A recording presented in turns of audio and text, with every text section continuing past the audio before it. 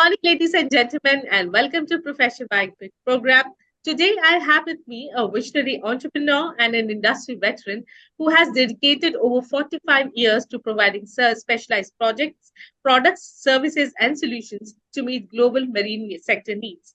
As founder and director of Unimarine Corporation and its affiliate brands, he has built an unparalleled network across 45 countries and is deeply engaged industry-wide through associations like IMPA, UNSSA, and more. With an entrepreneurial spirit spanning back to establishment of his first company in 1986, he has showed unwavering commitment to enabling safer, more efficient, and more sustainable marine transportation over his pioneering career. Ladies and gentlemen, please welcome with me Mr. Jason to the program. So, good morning, sir. Good morning to you, or Yeah. good evening, I should say. So, sir, to start with, our first question would be, can you please take us through your early life, your parents, your school, your college, and how were you like as a child? Well, as a child, it's quite some long time ago, but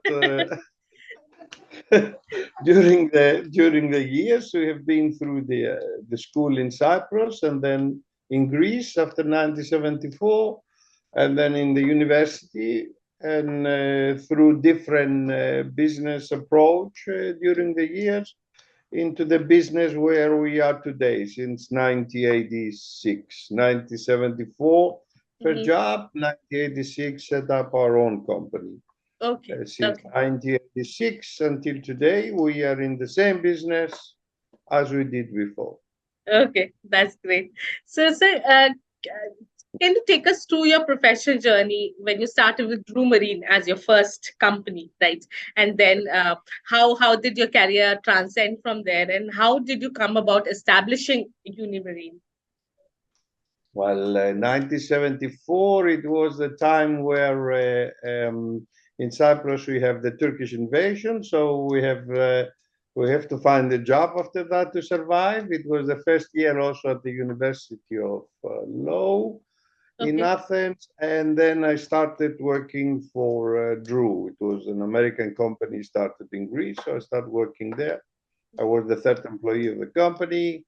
So stay 13 years with Drew, learning all the business because we changed all the positions, up to the director administrator of the company. And then 1984, I moved to a Dutch company and I started my own setup in Greece to represent them in the same business. okay, okay, okay. So that's So, how it went, and here we are today. okay. So, what was the inspiration behind starting Unimarine as a company? Well, the opportunity we have in 1984 to represent the Dutch company in the same business, Mm-hmm. and since we knew the business quite well, we knew the market, the clients. It gave us the opportunity. It was a good opportunity actually to start doing the same business, and we have the chance to have a good company behind us. Small company in comparison to the previous Drew Marine, Okay. but we made it big. And then I bought out the business, the Greek business from them, and then start my own group. Okay. Okay, that's interesting. So, can you talk about the unique value and services that Unimarine provides to meet the needs of the shipping industry globally? We are specialized in what we provide to the ships. Mm-hmm. What we have as a slogan or as a brand, we say clean ships, clean seas. So Mm-hmm. what we supply is products where we do keep the ships clean or the equipment on board of the ships to be clean. Then we supply whatever has to do with cutting and welding on the ship, which is also necessary. And then we supply some specific safety items for the ship and refrigeration. This is what we only do for the ships. We are not doing general ship handling. We are Okay. specialized on that, and we are, let's say, quite good in what we are doing. Definitely, definitely, sir. So, can you give us a deeper insight about your role and the responsibilities that you handle on a day-to-day basis? Well, as a CEO of the company, overall, the main office is based in Cyprus, where we moved the main office from Greece to Cyprus. We kept in Greece because it's a very big market. Mhm, The sales and some invoicing matters, and then we opened the office in Dubai. We usually have an agent for 35 years here. Then we decided, since I came over from Holland, to start our own office here. We started Unimarine here. So okay. running the daily business in Unimarine in Dubai, Mhm, and watching, supporting, let's say, the sales office in Greece for the international business, mhm, looking the agents worldwide, talking to the agents, looking for new products, mhm. get busy with the marketing, advertisement. That's what we do. Everything, almost everything. Almost everything, but a little bit more slow. Definitely. So active as before. Okay. So while we were going through your resume, we saw that you have your degree in law as well. So what motivated you to study law initially, and how has that legal background supported your business leadership since then? The legal background help a lot in the way of setting up the companies, Mhm, looking, let's say, what is good, what is not good on the agreements with the agents worldwide. mhm. And definitely the law, or the law we study in Greece is a general law. We don't do specific law. So at Okay. least the first 4 years is general law. You do everything, Hmm. uh, learning everything, Okay. and combination of studying and working at the same time, using what you learn. It was a very good experience. Yes, and it still helps Okay. even if you make the same mistake. That's true. Well, since learning has no age barriers, you can learn anything and everything you want, and it translates into your job as well. That's 100% true. So, sir, what were the basic or the main challenges that you faced while establishing Unimarine during those times?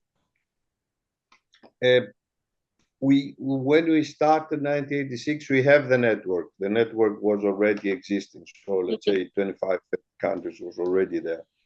We still keep the same agents around the world, the same business partners for almost now 40 years. Majority of them are still with us, same Okay. people. We don't change agents worldwide. Mhm. So the network was always, let's say, the key point of the business, because the ships, they want to buy same products around the world. So True. this is what we do. We provide them same product, same quality around the world, around the ports. That was a challenge, and the challenge is still there, because we are still looking for more ports and more opportunities, especially in the Caribbean right now, getting the cruise market in, looking other markets, the oil and gas industry. So we're still looking for new areas, new opportunities. So challenging is always there in our business. Yes. And second is the environmental aspects, which Okay. today is a main issue in shipping for, let's say, new fuels, new energy, what is going to the sea from the ships, what is not supposed. So how do you clean change of raw materials in our products is also another challenge, because formulations with old raw material, you have to change the new raw material. So all that is still going on, and it will continue for quite some time. That is true. That is true. Yeah. Since environment sustainability is a growing priority right now in the marine sector. So, sir, what kind of sustainable products and services is Unimarine offering, and how you are trying to improve sustainability overall through your services? For our products is let's say, the main priority for our products, and is the IMO regulation. Mm. So a cleaning product, which has to clean a cargo hold or a tank, Okay. or use it in the engine, must have the approvals of the IMO, International Maritime Organization. So, and that's why I said that the formulations are very important, because today we are forced to change a lot of the old formulations to new formulations. Anything which is becoming more enviro-friendly does not have the same effectiveness as the previous products. This is another challenge, because the ship is complex. You know, they want to do the job fast, but going more enviro, going more waterless or products is always a challenge, that the ship it does not get the same product, so it's less Yeah. effective product. Maybe you need more. So all that is part, but we are forced to follow IMO rules, Regulations. and that is what is and is every day going on. So yeah, we have to follow sustainability these days. True. Or regulations, let's say. I don't like to use so much the word sustainability, because we use sustainability in everything True. these days, True. True. because True.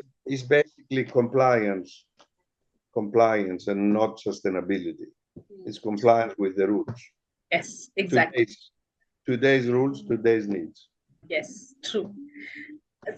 So you have around 45 years of experience in the marine industry. So, and you have I think seen how the industry. in 11 days will be 50 years. Oh, that's great. we That's awesome. we celebrate 50 years in this business. So we need to rectify that. It's almost 49 plus, or Yes. we can say 50. Okay. So since you have such an extensive years of experience in the marine industry, and you have seen the ups and highs and lows of the industry in total. So what are the biggest changes that you have seen uh, during the course of your career? In the, let's say, even 15 years ago, what we used to see in the shipping, it was 4 to 7 years going very good, and then 3 years drop, and then 7 years. That was going on for quite some time. I mean, maybe for the last decade in shipping in that one. But lately, geopolitical situation changed a lot. So today, you don't know how simply the market can go up and down, and I mean, you can see today Suez or Yemeni or the Houthis changing everything. So it's a daily matter today, which you cannot control so much in the shipping business. Mm. But for us as Unimarine, let's say, our products are always something which the ship needs. As long as the ship is sailing in the sea, there is salt, there is rust. So you have to de-rust.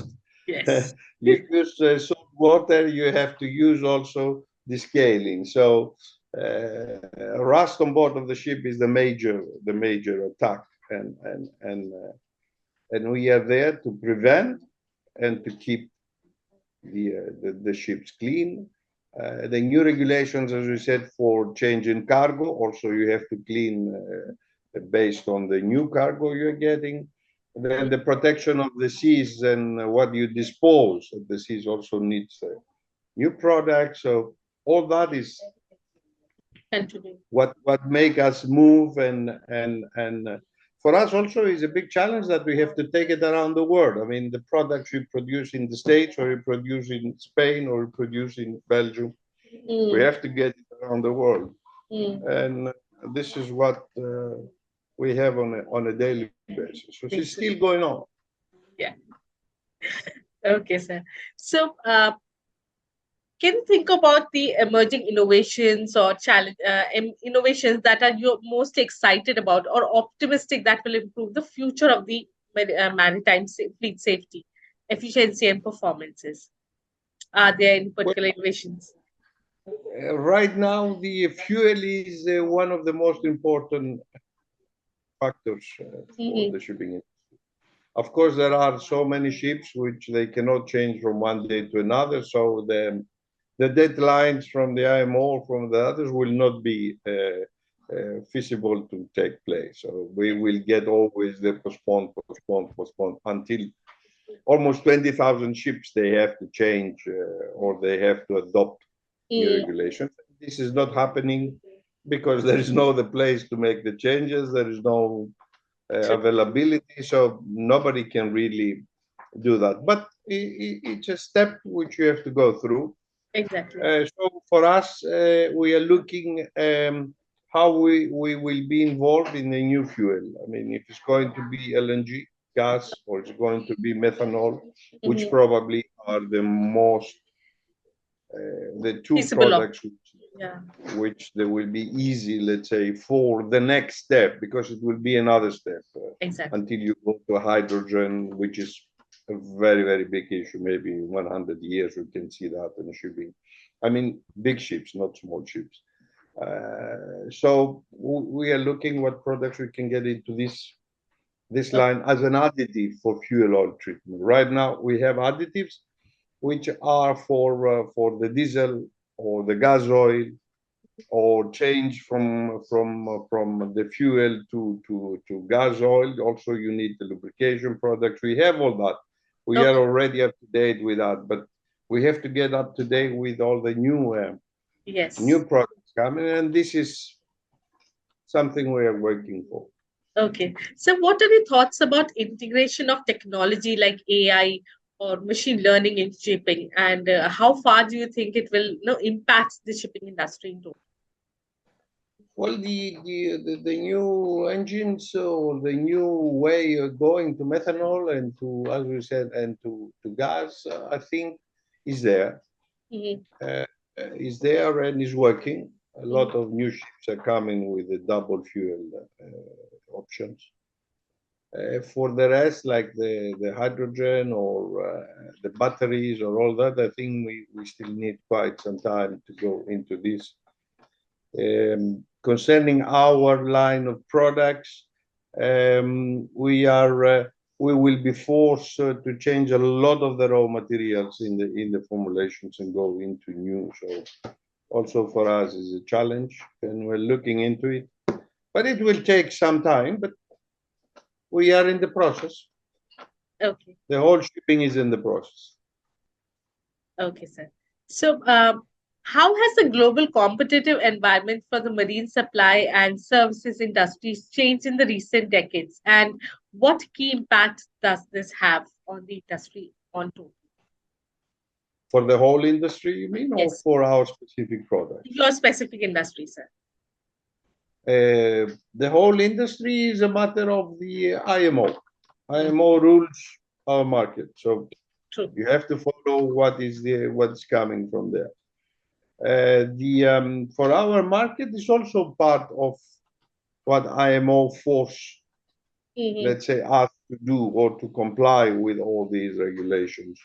So it's shipping is a part of let's say we have to follow what the IMO and IX on safety, all these regulations coming, and the committees and of the IMO, the ship owners, we all have to follow these rules. And this is what is leading shipping today. Okay. So, sir, with you have your Greek roots, and but with a global orientation. So, how has multicultural perspective shaped your leadership approach over the years? Yeah, different people, different ideas, different way of responding, different way of thinking, slow, fast. Is something which is, let's say, there when you're dealing with 45 different countries and 45 different people. Yes. Yeah, it's different to deal with the Japanese. You have to be patient, wait until you answer. It's different to deal with the Indian. It's different to deal with the European. So It's all this, but it's a matter of experience. We have been through all people, let's say, around the world, and it's okay. okay. We are coping with it. True, sir. So you established your first office in Cyprus, and then you moved on to Dubai. So, what were the cultural differences that immediately felt while In setting up your Greece, business here? first Yeah, office established in Greece. Greek. Yes.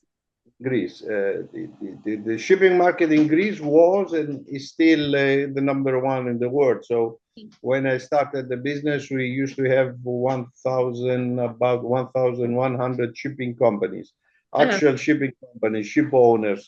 Okay. And the 900 of them were sitting in the city of Piraeus, next to Athens. So I was visiting maybe 40 or 50 companies per day, Okay. because in the same building you can have 10 companies, or so it was maybe 500 companies per week Oh. visiting.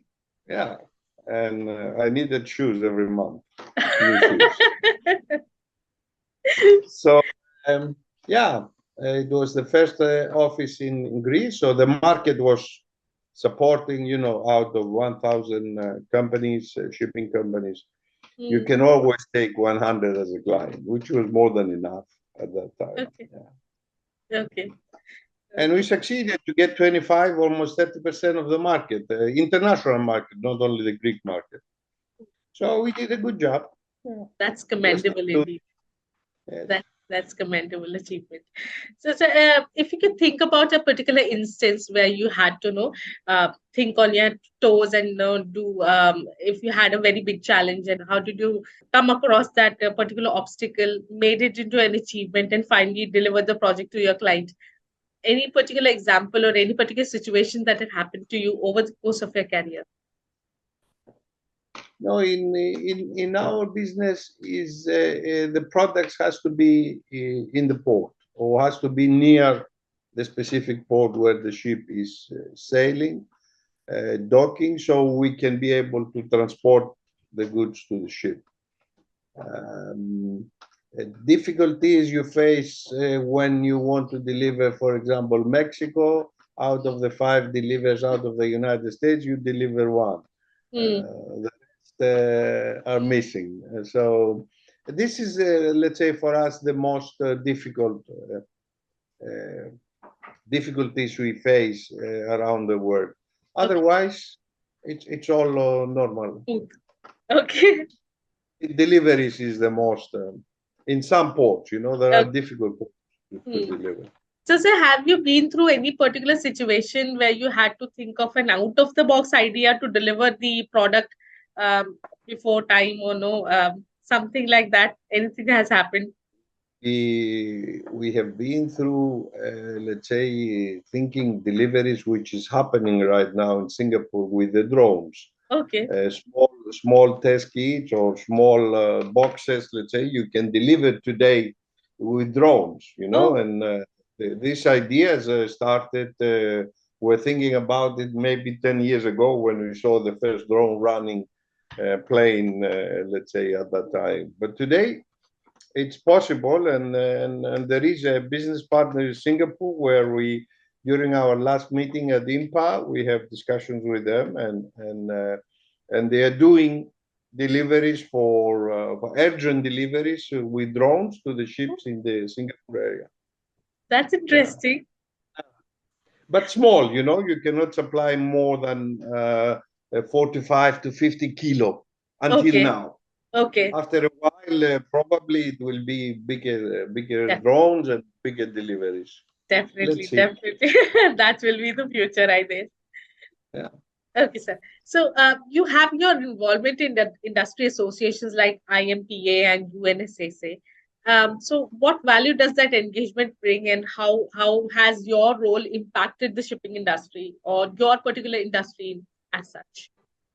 The IMPA, we have our office in Cyprus also is an ambassador for the IMPA in Cyprus. So Okay. they represent IMPA in Cyprus.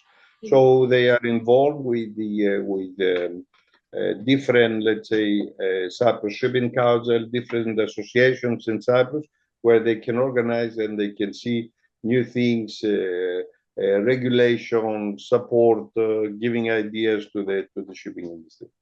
The ISA for the Ship Supplier Association, we are one of them, always been member from since 1980 in the organization. And in Dubai, we are dealing with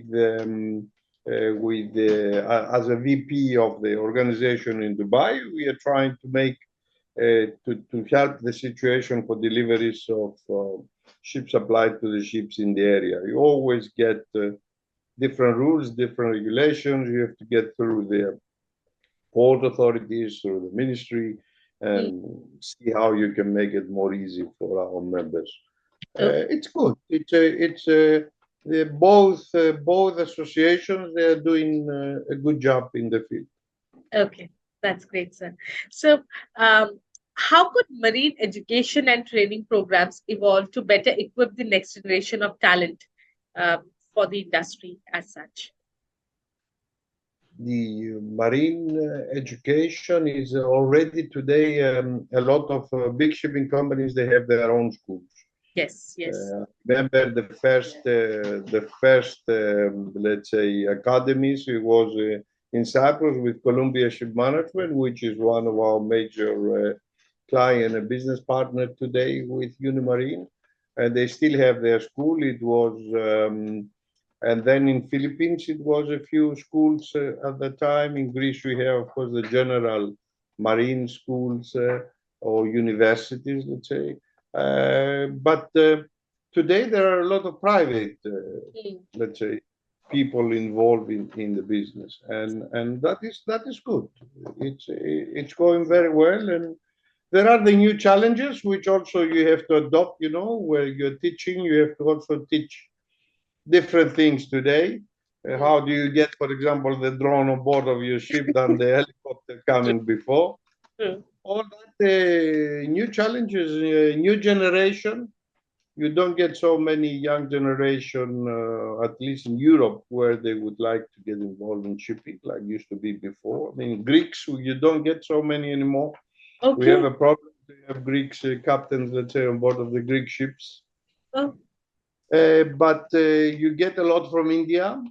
India growing quite a lot. You get Philippines also growing, and a lot of schools, shipping schools are in Philippines today. More and more we see, and the mm. shipping companies also, as we said, are establishing their own to teach and give more education to their own crew. So you Yeah. you you try to stabilize as a shipping company your own crew, so you control and they know your ships, which is a Mm. very good thing. Yeah. Yeah. So since you will be involved with no in taking up people or freshers for your jobs as well. So what kind of challenges do you face while no, incorporating such people in your company or hiring such people in your company? And how do you think those things can be mitigated, or what tools or techniques should the industries provide them so that they are better at their job when they enter the industry? With us is we have a lot of young generation in the company. Majority of them, they are the young generation, and they need us to teach them. The old generation, let's say, to teach them a little bit more of how they will do the job. Yes. And they teach us how we can get, for example, the connection on the.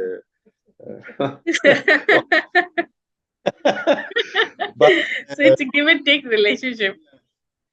so we get the young generation, we give them training, or what do we do? We do specific things, so they have to learn specific items. We have the support, the technical support when they need the technical support because they cannot learn Mm. everything, or they cannot be chemist or expert in all the business. And we give them the time to learn, but normally within a period of 3 to 4 months, they are ready to cope with the needs of the company. Okay, that's We are great. not so complicated. We are more specific in Perfect. products. Okay, that's great, sir. So, since you are also a part of a professional organization, what do you think is the role of professional organization and industry groups in helping in advancing the marine engineering and shipping industries? Professional companies, I mean, each one of the companies is doing the best for their own products and services. So you No, have to it's always basically update. yeah, the organizations, the Yeah. just like IAPA. How do they advance IMPA, you companies? mean IMPA and ISA? Hmm. IMPA and ISA, they are looking, for example, IMPA is concentrated right now on the environment and on the water, changing the plastics on board of the ships. Mhm. So they're giving an emphasis in different sections of the shipping world, let's say, in based on the timing. So Okay. right now it's Biro. IMPA is looking into replacing plastic on board of the ship, so you don't get plastic into the sea, and try to go into different types of having the water on board of the ship, how you drink water on board, or how you get washing on board of the ship. It used to be all that with water coming either in bottles or all that. We try to give the idea to the shipping warehouse, stop and use filters or use another way, which is not easy, but it's happening. Okay. And then, of course, ISA and IMPA at the same time, they're trying to teach today or pass through the schools and through the, let's say, the education that you should not throw anything out of the ship anyway to the sea. Mm-hmm. That is This very is this is the answer actually to the whole problem. It's not because you can get the plastic on board, but use it into the plastic garbage and then give it out when you come to the port. mm, So, and then of course, ISA is more dedicated to the ship supplies around the world. So they got involved with the port authorities, with the ministries of shipping and that, and see how you can make more easy the deliveries to the ships. Because in a lot of ports, you need a lot of procedures and a lot of paperwork, which is unnecessary. I mean, mm. for example, in Rotterdam, you can do a delivery with one simple paper. In Okay. Dubai, you need 25 papers, and in Timbuktu, you need 100 papers. So all that is will try to support an impact from the purchasing side and ISA from the supplier side. This is Okay. the two difference between IMPA and And ISA. So okay. these two sides, they should combine efforts and see how we can make more easy life on Okay. board of the ship. Okay. So, sir, if you could go back and tell your younger self about one lesson, so what would that be before he started out his professional journey or the entrepreneurial journey, for a matter of fact? So, what would be that one lesson that you will tell your younger self? You know, 50 years ago, different timing, different time in different needs. Is you have to go within the period of time you are living in. You know, so if you say today, maybe you will go into something which is close to technology. You know, people working with the laptop today. Time you don't work with the laptop. You know, we used to work with the telex, which will work whatever happen around the world. I mean, if Elon Musk tomorrow decide to close his satellite, half of the world will start having a problem. Yeah. So you have to see what is the opportunities and the timing happening there, and then you see what is the best. Always have the goal, as we said, and I wrote on that. Have a goal, see it at the right time, just surround it, and say, okay, this is a good thing. Let's go for it. Okay. That's a great lesson. So, if you had to start your entrepreneurial journey right from the scratch, right now, what would be the one thing that you would have changed in your journey in particular? I think not much. Maybe be careful a little bit more. Uh, in prospect of partnerships or but it's very difficult because you're dealing with people, so see people, talk to people, give the opportunities, the challenges, the ideas, and go. Just have a goal, follow your goal, and that's it. That's so beyond the profits and the KPIs, which make you proud about the business what you have, what what lasting legacy would you like to achieve in the coming years for Unimarine? uh, with us, we are growing daily. We get new partners like big companies, big shipping companies, or companies related to our business close to us, so we can become out of what we are now number 3 or number 4. We can become number 1 in our field.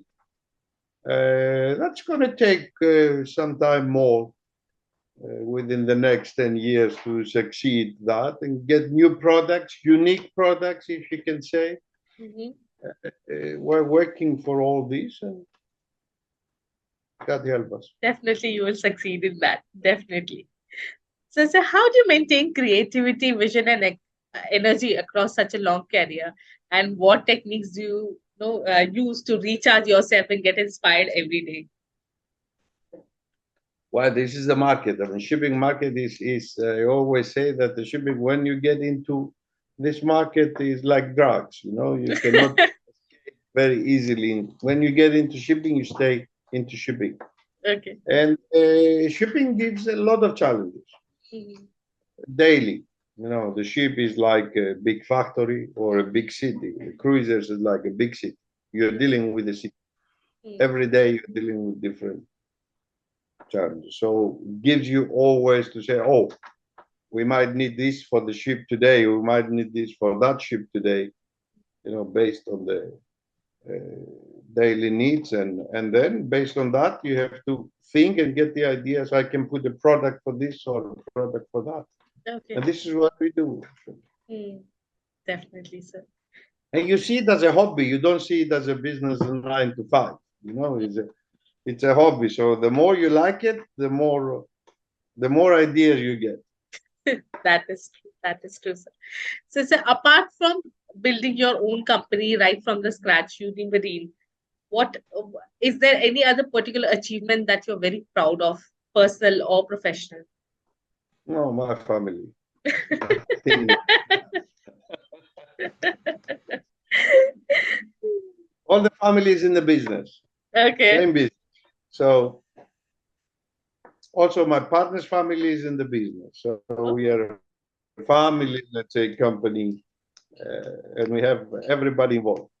So we are okay. fighting in the job, we are fighting at home. So Oh. So, how do you maintain your work-life balance when everybody is there in the business, or you are meeting outside as well and inside the company too?